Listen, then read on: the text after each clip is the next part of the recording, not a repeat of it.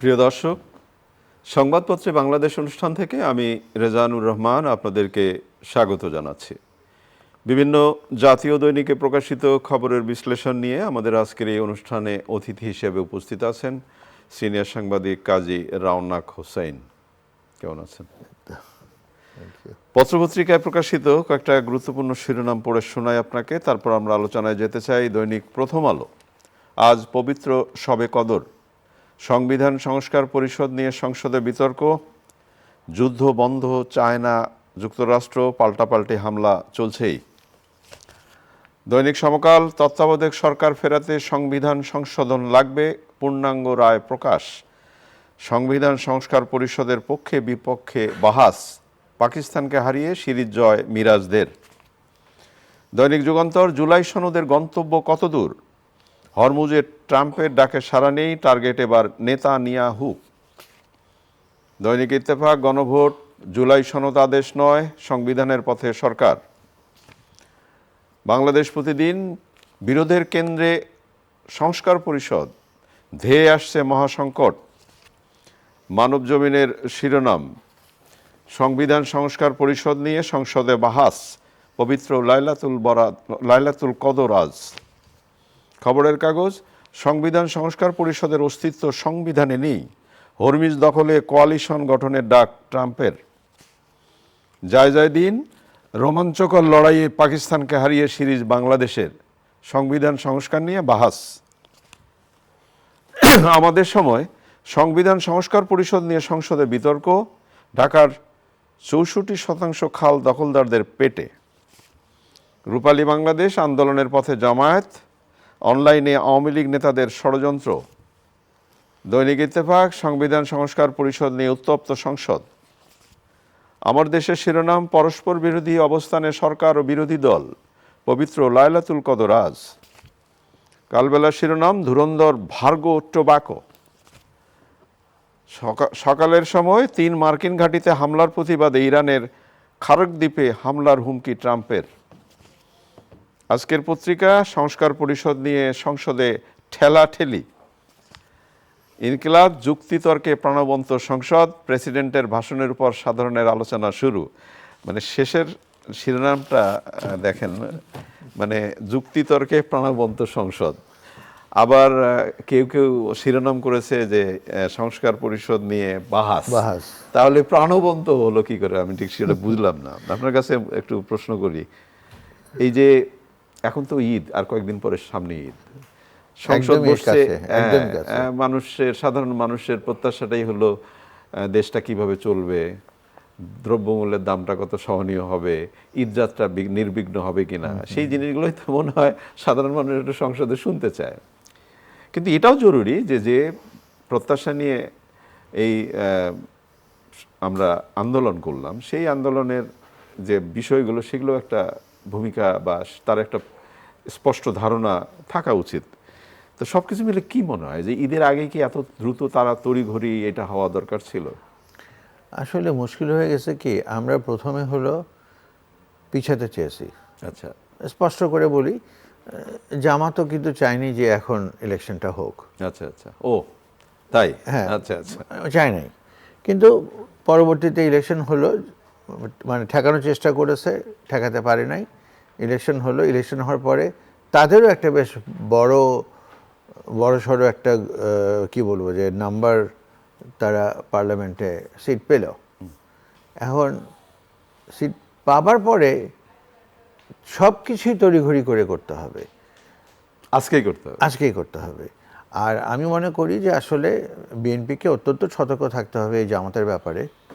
কারণ জামাত আর যাই বলেন, যে কোনো যুক্তি দেখান না কেন আপনি, জাতীয় সঙ্গীতকে অবমাননা করবে, এটা আমরা কি করে সহ্য করি?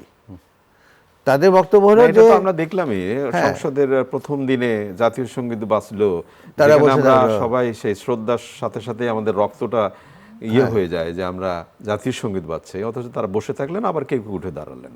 হ্যাঁ, এবং তাদের বক্তব্য হলো যে আমরা চুপ্পুকে সমান দেখাতে চাই নাই। তো জাতীয় সঙ্গীত বাজছিল তো তখন। হ্যাঁ, তো এখন কথা হলো চুপ্পুকে সমান দেখাতে চায় নাই, খুব ভালো কথা। মানে প্রেসিডেন্টকে তারা বয়কট করেছে, এরকম একটা ভাব। আমার কোনো আপত্তি নাই, কিন্তু কথা হলো যে জাতীয় সঙ্গীত বাজছে। এই ঘটনা পৃথিবীর অন্য কোনো দেশে হলে আজকে দল হিসেবে তাদের কি অবস্থা হতো, আমার যথেষ্ট দুশ্চিন্তার ব্যাপার আছে এখানে। আর এই যে তারা তো অলরেডি বলেছে যদি এইটা না আমাদের কথা না শোনা হয় তাহলে তো আমাদেরকে রাজপথে যেতে হবে। তাহলে এত তাড়াতাড়ি রাজপথে আন্দোলন শুরু হবে? তারা সবচেয়ে বড় কথা হলো প্রথমে তাদের যেটা ভাব ছিল, এরকম একটা এক্সপ্রেশন ছিল বা ন্যারেটিভ ছিল যে তারা ক্ষমতায় চলে আসছে। আচ্ছা, তো বাস্তবে তো দেখা গেল ভিন্ন। এবং অনেকেই মানে নিন্দুকেরা অনেক কথাই বলে যে কটা সিট পেয়েছে সে কটা বলে তাদের না। এখানে মানে কেমন কথা এটা? তাদের নাম তাদের না মানে যেমন ধরেন যে ওনাদের যে প্রধান যে তার সিটটা তাকে দেওয়া হয়েছে, এরকম একটা ব্যাপার বলে। আমি জানি না এটা, কারণ সিট কি দিয়ে দেওয়া যায়? এটা তো এই যে ইঞ্জিনিয়ারিং যেটা করে আচ্ছা, আর কি। আচ্ছা, হ্যাঁ, তো এটা যেটাই হোক না কেন, কিন্তু ব্যাপার হলো যে যেরকম বলেছিল যে 300 আসনে জিতবে, জিতে এসে মানে মেজরিটি নিয়ে দেশ শাসন করবে, তো সেটা থেকে অনেক দূরে। এবং এটাই তো বাস্তব যেটা হয়েছে। বরঞ্চ বলা চলে যে তাদের যা রেজাল্ট হয়েছে সেটা আচ্ছা সত্যি। রওনক হাসান, আপনার কি মনে হয় আপনি একটু চিন্তা করেন তো, মহান মুক্তিযুদ্ধের আদর্শে দেশটা স্বাধীন হলো, সংসদে যিনি এখন মাননীয় স্পিকার তিনি একজন গর্বিত বীর মুক্তিযোদ্ধা, হ্যাঁ। এবং তাকে কাদের সঙ্গে বাহাস করতে হচ্ছে সেটা আপনি একটু চিন্তা করে দেখছেন? এখন আমাদের এগুলো ভুলে যেতে হবে। ভুলে যেতে হবে। হ্যাঁ, ভুলে যেতে হবে। কারণ হলো যে সেই দিন বোধহয় খুব দূরে নাই যেদিন তারা দাবি করবে যে মুক্তিযুদ্ধ আমরা করেছিলাম। আচ্ছা, না, এরকম সেই দাবিটা করলে কি আর কি আদৌ সেটা কি আর দাবির মধ্যে পড়বে? না না, কেন? কর্নেল অলি আহমেদ তাদের দলে যোগ দিয়েছে। আচ্ছা, মেজর আপনি যে আখতার উদাহরণগুলো দিয়েছে। বলছেন সেই জায়গা থেকে আপনি হ্যাঁ। আমরা একটু অন্য আলোচনায় আসি। এই আলোচনাগুলো তো আসলে অনেকদিন চলবে হয়তো, ইতিহাসের কারণে হয়তো চলবে। তেল নিয়ে তেলেস্মাতি অনেক হলো, সরকার বলছে যে আমরা ওই যে রেশনিং যেটা সেটা তুলে নেওয়া হয়েছে, ওটা আর থাকবে না। কিন্তু তেলের পাম্পে তেল নেই, এবং এমনও শোনা যাচ্ছে যে তেল বোধ করি মজুত করে রাখা হয়েছে, যদি যুদ্ধ দীর্ঘায়িত হয় তাহলে আমি এই তেল বিক্রি করে আমি কোটি কোটি টাকা আয় করব। তাই কি হচ্ছে নাকি?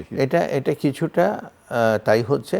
এবং এই সরকারেরও আমি মনে করি যে অতি দ্রুত ডিসিশন নেওয়াটা ঠিক না। যেমন ধরেন যে রাত্রে 11টা সাড়ে 11টার সময় মিটিং করে ঢাকা বিশ্ববিদ্যালয় বন্ধ করলো এই তেলে সাশ্রয় করার কারণে কিন্তু, এবং সমস্ত পরীক্ষা সব কিছু বন্ধ করে দিল। এটা কিন্তু কোনো প্রয়োজন ছিল না। বরঞ্চ এই যেটা বন্ধ করাতে যে রেগুলারিটির যেই ব্যত্যয় ঘটবে, এই যে পরীক্ষা বন্ধ হয়ে গেল, তো তাহলে এই পরীক্ষাটা আবার সেশন জট আরও সুগম হবে পথ।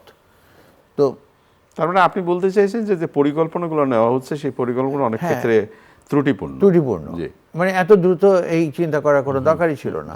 ইজিলি মানে ধরেন না, যে কিন্তু এখন যখন তেল সরকার বলছে যে তেলের সেই রেশনিং সিস্টেম এখন নাই, যে যত পারে নিতে পারবে, কিন্তু পাম্প বন্ধ থাকলে তেল নেই, আমি কোথা থেকে তেল নিব? হ্যাঁ, এটা হচ্ছে সবচেয়ে বড় কথা। তার চেয়ে কথা হলো এই যে সিলিংটা বা এই তেলের রেশনিংটা জি, কে বলেছিল সরকারকে করতে?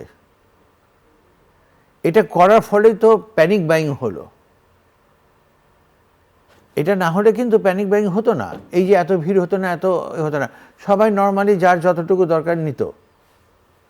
ওই যে একটা কথা বলেন যে পাগলের শাঁখো নাড়ানোর কথা বলা আর কি, যে শাঁখো নাড়ার সাগর নারাজ না, already নাড়া শুরু করে দিয়েছে। তো এটা আমি বলি, যেমন আমার যা লাগে প্রতি সপ্তাহে যতটুকু তেল লাগে, আমার তো এর চাইতে বেশি দরকার নাই। এই তেলটুকু পেলেই আমার হতো, এবং সবারই কিন্তু তাই। না, এর মধ্যে কিন্তু বাঁশধারের নিচেও তো অনেক অনেক তেল পাওয়া গেছে, সেই ঘটনাও কিন্তু আমরা শুনেছি। এগুলো তো থাকবেই। এইটা আপনি একটা জিনিস খেয়াল রাখবেন, আপনি রাতারাতি এই দেশকে একেবারে ধোয়া তুলসী পাতা বানিয়ে ফেলবেন, তা কখনই সম্ভব হবে না।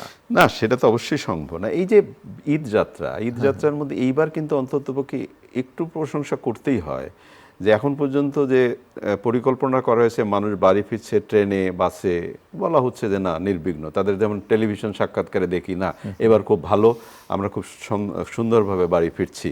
তো তারপরে অভিযোগ আছে এরকমের যে ওই যে বলে না যে বিপদে পড়লে মানুষ আটকায় দেয়। যেমন এমনও অভিযোগ শুনলাম যে 650 টাকার টিকিট সেটা 1400 টাকা পর্যন্ত দাবি করা হচ্ছে, কেউ কেউ করছেন। তাহলে এই পরিবর্তনটা কোন জায়গায় হলো যে আমি আপনাকে বাধ্য হয়ে করব যে আপনি টাকাটা দেবেন, না হলে আপনার টিকিট পাবেন না? আমি বলি পরিবর্তনটা হবে সেই জায়গায় যখন সামাজিক প্রতিরোধ আসবে। ওই সরকার একটা সার্কুলার দিয়ে দিল, আর সেই সার্কুলারে সবাই মাথা নত করে মেনে চলবে, এই চিন্তা করাটা একেবারে বোকামি, একেবারেই বোকামি। তো এখন বাড়ি বাড়ি আমার এই কাউন্টারে কাউন্টারে খোঁজ নিয়ে কি আপনি যাবে? আপনার সচেতনতা আপনার না, নিজের। এখানে যেটা করতে হবে সেটা হলো ডেফিনেটলি দু একটা কেস ধরে জি, জি। একেবারে দৃষ্টান্ত জি। এবং প্রচার করতে হবে সেটা, যে দেখো এরা এই অন্যায় করেছিল ফলে তাদের এই বিচার হয়েছে বা তাদের এটা হয়েছে। আমরা তো সেটা করি না, আমরা করি না দেখে যে এই সুযোগগুলো পাই। আপনি যতই বলেন সরকার তো পারবে না, সরকারের পক্ষে তো সম্ভব না যে ঘরে ঘরে যে ভাই আপনার কাছে কত টাকা নিয়েছে, এটা তো পারবে না। কিন্তু ওই মোবাইল কোর্ট বা হঠাৎ করে যে ধরবে কত হয়েছে, 650 টাকা টিকিট, কেন আপনি 1400 টাকা নিয়েছেন, একদম ওই ওই মুহূর্তে যদি তাকে নিয়ে জেলে ঢুকিয়ে দেয় 7 দিনের জন্য বা 10 দিনের জন্য, দেখেন আপনি এরপরে একটা টিকিটও কম বেশি হবে না। দেখা যাক, আসলে মানসিকতার ব্যাপার। মানসিকতার ব্যাপার, আমরা তো আমি তো আমাদের তো এবং এটা আমাদের দেশে যেটা হয় না, যে ব্যবসায়ীরা বা যারা ব্যবসা করেন বা বিভিন্ন ক্ষেত্রে জড়িত, তাদের টার্গেটটাই থাকে আমি 2 ঈদের মধ্যে যা ব্যবসা করার পুরো 1 বছরের করে নেব। কিন্তু এটাই হলো দুর্ভাগ্য যে সারা পৃথিবীতে মানে কোনো পার্বণে ছাড় দেওয়া হয়, একটা ছাড় দেওয়া হয়। ফ্রি। সত্যি সত্যি ছাড় দেওয়া হয়। আমরা কি স্বপ্ন দেখতে পারি যে কোনোদিন আমাদের এরকম হবে? হয়তো বা হবে, যদি আমরা এই ব্যাপারগুলোতে স্ট্রিক্ট হতে পারি। খালকাটা কর্মসূচি, সেটা আপনার স্মৃতি তো আরো বেশি। সেই শহীদ প্রেসিডেন্ট জিয়াউর রহমান খালকাটা কর্মসূচি উদ্বোধন করেছিলেন এবং তার সেই ছবিটা কিন্তু এখনো পর্যন্ত আমাদের চোখে ভাসে, গেঞ্জি গায়ে দিয়ে। এবং সেই খালকাটা কর্মসূচি আজকে উদ্বোধন হচ্ছে দিনাজপুরে। হ্যাঁ, দিনাজপুর উদ্বোধন হচ্ছে এবং মাননীয় প্রধানমন্ত্রী উদ্বোধন করবেন। জিয়াউর রহমান এটা 1977 সালে উদ্বোধন করেছিলেন। এবং এটা আমি মনে করি যে এই খালকাটা কর্মসূচিটা অত্যন্ত বাস্তবসম্মত সুন্দর একটা প্রকল্প, বা মানে এটা অবশ্যই নির্বাচনী ইশতেহারেও ছিল। আমি এই বর্তমান প্রধানমন্ত্রীকে সাধুবাদ জানাবো যে খুব স্বল্প সময়ে ইশতেহারে যা যা আছে একের পর এক করার চেষ্টা করছেন। কারণ খালকাটা কর্মসূচি সম্পর্কে আমি যেটা বলবো, আমাদের সমস্যা হচ্ছে যে আমরা আগের সরকারের বা আগের লোকের কর্মসূচি আমরা মানি না।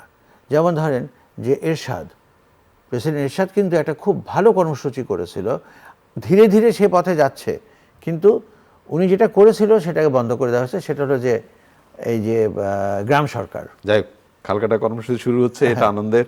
একেবারে শেষের দিকে আমরা ক্রিকেটে যাই একটু। জিততে মানে হারতে হারতে জিতে গেলাম তো হারতে জিতে গেলাম। এবং মানে গতকালকার খেলাটা দেখে যেটা মনে হয়েছে যে এটাই হচ্ছে স্পিড। এবং ক্রিকেটে হার জিত থাকবেই, আপনি লড়াই করে হারেন।